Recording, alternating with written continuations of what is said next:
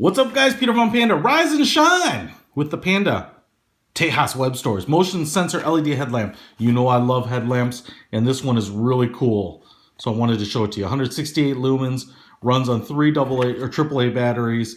You can get this on Amazon, which I did, but the motion sensor is what makes it really cool. I have another headlamp. I have lots of headlamps, but I have another headlamp that has a touch feature. It has like a touch sensitive housing, and that is really cool. I thought that was a game changer, but this one is wicked cool. Let me show you here. It comes with a little manual, but I'm going to save you some time and show you how this sucker works. First of all, it comes in this like smaller than a baseball sized case, hard-sided case. Really cool. I did not expect this. Little tiny aluminum carabiner here so you can clip it on stuff. You can carry this headlamp around, put it on the outside of your backpack or something, and have easy access to it. So I really thought that was cool. And sometimes when they come in the small cases, they're hard to pack up and put in and out. Well, this one was no problem. And so you open it up like this, you've got the headlamp here, and then you also actually have 3 AAA batteries. And not just any batteries, but Duracell batteries. I was pretty stoked about that. So I haven't opened those up yet. I did throw in 3 AAAs that I have, and let me show you that. So I think overall, what a good deal. You know, so you get everything right in the package that you need to get up and running. The Tejas stretchable, headband here is really comfortable. It's adjustable, and right out of the gate, fit my head no problem. So if you have a big pumpkin-sized head, it's going to be no sweat. The front mounting piece here is slightly contoured, and I had no problems with this feeling comfortable on my head. And then, of course, there is some really nice distinct clicking. You can see the way they do that. They have some notched hinges in there, and so you can get nice positions. Again, one of the things that's really cool is this really low profile. I mean, it's going to be close to your head. You're not going to be hitting a lot of stuff.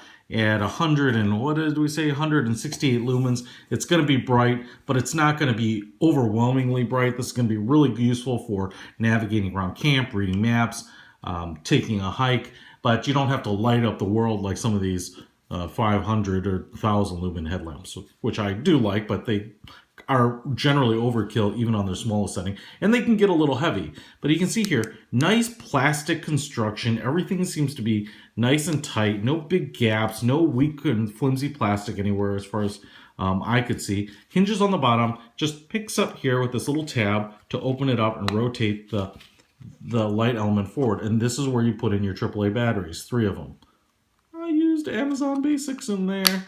So put that on there, and then you've got this multi-element LED light. So the cool thing is you have 2 rubber translucent buttons, and that translucency is useful too. And you'll see that one has 1 nip, and the other one has 2. So you can tell 1 is the white light and the 2 is the red light. And you turn it on by tapping it, and boom, the light comes on, and the high beam, which is pretty bright, I'm pretty impressed with it, and you hit it again, and then you can go to a lower beam, and then you go to a strobe. Let me see if I can figure out how that works a little bit better. So tap it once, turn on high beam, tap it quickly again to go to a lower beam, quick tap to go to the lowest beam, and then another quick tap to go to slow strobe. Actually, it's not just a strobe, it's an SOS. That's cool. Could be useful if you take this out and you get stuck somewhere. Okay, so you hit it, long press there to turn it off. Cool, white light, very useful. It's going to be nice at night. But then you also have a red element here, which is going to be better for your night vision, a little less intrusive and disturbing for animals when you're out hiking. So you hit it once, turn it on, and you tap a quick tap for strobe and blinking. Now, the red is also helpful here. Say you're biking, you could also turn this around if you could see and use it like a rear reflector. I mean, it's not going to help you, but might keep you safe. And then you hit it again to turn it off. Now, the motion sensor piece is what makes this wicked cool, and I'm assuming the motion sensor is here. I don't know that for a fact. But the way that works is you hold down the button of the light you want until it turns green. Okay, so now we have, you can see that little green LED lighting up those buttons. And now what you are in is motion sensor mode for whichever light you choose. So because I held down the white light, it's in motion sensor mode for white. And so I can turn on, I'm not even touching the light. I'm just kind of waving my hand near it. So it goes high, low, off. All right, and then to end your motion sensor mode, just tap it once. Now let's go ahead on the red side, hold it till it's green, and red, blinking, off. Red, blinking, off. Let's go ahead and try this sucker out in the dark and see how that light works. I'm going to turn it on here. I just kind of want to demonstrate more about what this looks like when you're using it. And the bright white light setting is pretty powerful.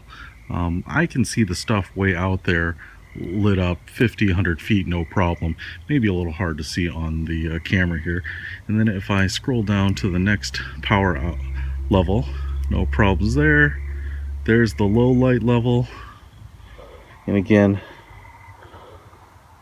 obviously right up close, that's going to be more than adequate for reading maps and doing stuff close by, but even on a hike or biking, you're getting illumination way out there. And then there is the lowest level, and this is going to be perfect for doing things right up close. As you can see, you know, this is the setting you're going to be wanting to use in if you're walking around camp or doing hikes with people, so that you're not aggravating too many people. And there is the strobe, or the SOS. Pretty bright. Okay, now let's try the other side. And here is the red light. And again, a little hard to see. You can obviously tell there's a bush right here.